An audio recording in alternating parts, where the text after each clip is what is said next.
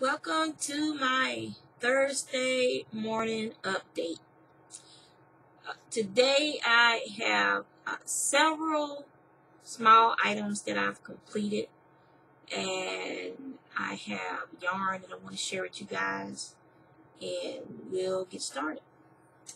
Alright, for the completed items, first is this scrunchie that I used Nora's tutorial for. And as I was doing it, I realized that I've used this technique before for some flowers that I made for a hat. And I may have shown you guys that hat not too long ago. And so I thought it was very interesting seeing this done on the scrunchie. I've also used this technique on some flowers that I made for some sandals. That, well, you know, those basic sandals you can get for crafting on at like Michael's and stuff, like $1 a pair. I covered it with crochet, the straps with crochet, and then I made a carnation looking flower using this technique for the top of the sandals that I made for some friends. So also, my friend Janessa, she has a pattern like this that we made a baby blanket for someone, and everyone gave different squares, and Janessa gave a square with this style of crochet on it, and it just was so, the yarn she used was just so soft, and it was just so touchable. She said that she uses that to make bath mats for her bathroom and stuff, and to make, you can use this to make scrubbies for washing the dishes, things of that nature. So this is a very versatile pattern, and you don't have to just use it for scrunchies. Other people have used this for other items as well. But I thought it was just fun. It's very fun as a scrunchie, and is as a bracelet for a little girl or something. Who knows? So I also took and just did like a regular shell. I keep forgetting where the camera's at. Like a regular shell pattern scrunchie ponytail holder with that one. And I also worked on my scarf. So as you can see, it's a little bit longer. Let me get the calculator out of the way. I was paying the bills, so that's why the calculator's in my way. And those are my Q-tips I use when I'm blending, when I'm drawing. So I'm going to be working on that some more too. I got to work on my blending and stuff again. So now I've gotten up where it's gone out of this this purpley blue right here, and it's gone into a darker, almost like a purpley gray with blues in it color. So that's where I'm at right now. With the scarf and the color changes, and I'm really having fun. I almost like, I know it needs to have like the long repeats, but I almost wish it had shorter repeats because I really want to get to this green. And it's like an emerald green. It's showing up. I don't know if it's showing up for you guys like it is for me, but it's like an emerald green. I really want to get to that green. But it's probably going to be near the end of the freaking scarf, so I'm going to have to just, just be patient. Hurry up and wait, as they say. So this is the other scrunchie that I'm working on. And this one is in a royal blue. A sport weight yarn. This is one of the yarns that I got in that box of vintage acrylics. And this is called Skipper Blue, color number 846.17. And this is probably from the early 90s. I wish they would put like a year on these labels. So it says it's 100% acrylic, moth-proof, pure instructions on side, blah, blah, blah. 3-ply. And this is a 3-ply sport. Actually, I need to cut a section of this off and keep it for one of my own.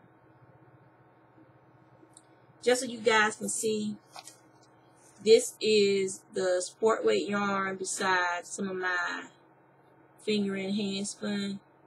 That pink is the hand spun, and the blue is the sport weight. I don't know if you guys can see the difference in the sizes. Can't because I can't get this stupid camera in right. But this is a 3-ply of mine, and it's 3-ply. I gotta keep this piece of this as a 3-ply sample for me to spin sport weight, because I need some sport weight yarn for a project I'm be working on, and I gotta spin the yarn up. I haven't done any more to the other pair, the gauntlets. I'm taking that with me to work on in the car, on the car ride. Oh yeah, I'm going to a rent fair this weekend with Windswept Farms, and I'll be taking my can't think right now. Hold on. I'll be taking my Crochet Fantasia with me, since it looks more like a wheel, like an upright castle style wheel. And I'll be taking it with me to spin on. So that means my knees will probably be jacked up when I get back. But I don't think, because since I'm in the booth, we have to be like in costume. And my friend Janessa made my costume, and I'll be getting pictures and stuff to share with you guys. And I'll be taking video and everything. And hopefully I'll get better with the handheld video camera. I'm so used to using my Fuji digital camera to record video and take pictures, that now I actually have a handheld Sony Handycam. It's just taking me a while to get used to holding it and taking video from it. So hopefully I'll get better this weekend, because I looked at that video that I posted the other day and I just fell out laughing. So I hope y'all got some good laughs from it too. Okay, so now on to the spinning. I have, as you know, I told you guys about the Spinning It June event that I'm participating in, and I also signed up for the Tour de France that'll be starting at the end of this month, I believe. And I'm gonna be part of the Sister Spinners group over on Ravelry, and sister as in women of color, sister spinners. And I'm gonna be part of their Tour de Fleece. And I'm going to be spinning up that Romney by the lock that I washed over there.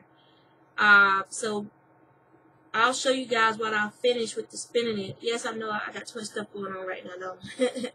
So this is, these bats I carded 2 or 3 years ago when well, it's been longer than that then.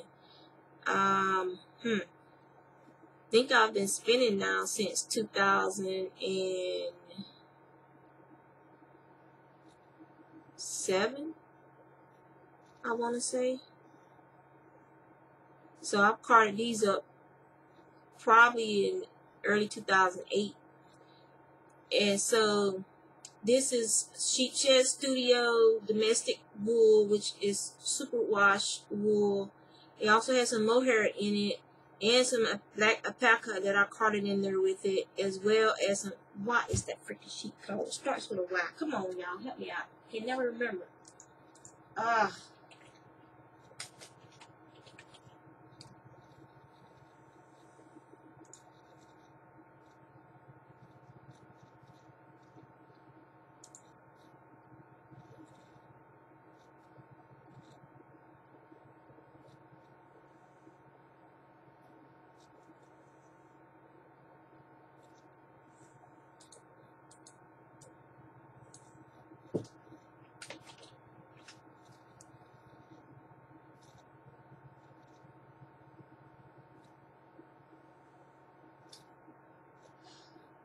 Driving me freaking crazy. I cannot remember the name, the breed of this sheep.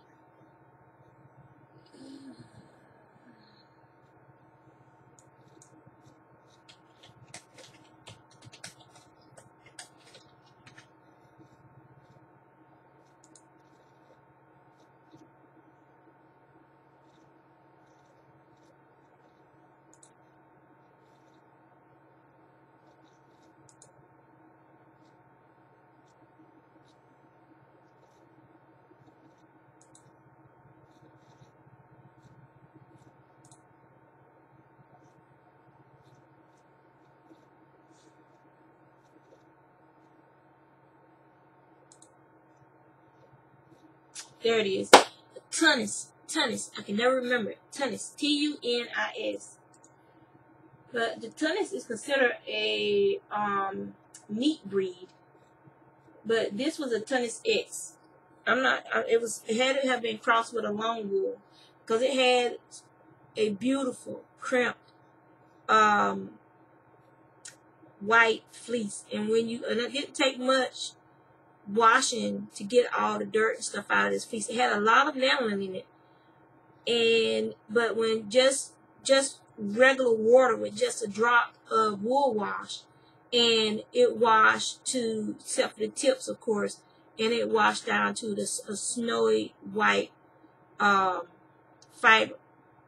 I like leaving my tips in because it gives a little bit of variety. A lot of people don't like leaving the tips that break it off because they say it weakens their wool. I've never had anybody complain about hand spun I gave them from wool, from fleeces that I've processed, about the tips, about the wool being weak or it breaking on.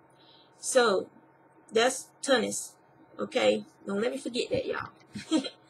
Okay, so then we also had some more wool that my husband and I dyed from a couple of years ago, and some bats. So I decided to go ahead and get that spun up.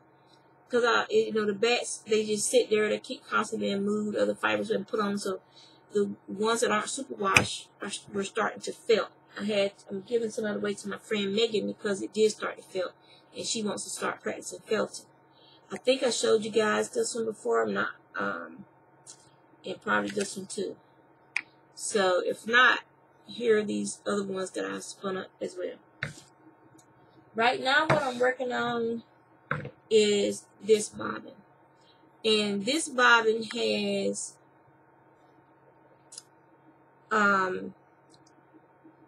luette fibers at the just, you can see some of that light color on the, let's see, right here on the end. That's the last of the luette fiber, and this darker one covering it, that is alpaca blend that I got from Jenna, and it is 80% black alpaca and 20% white merino. And so you're getting a variegated yarn, a gray, almost a charcoal to black gray yarn. It's real heavy looking. So I started spinning this one last night, and I should be able to finish this bobbin out with the rest of this. This is the alpaca and merino, and it's really, really soft, really, really pretty. So I should be able to finish spinning it.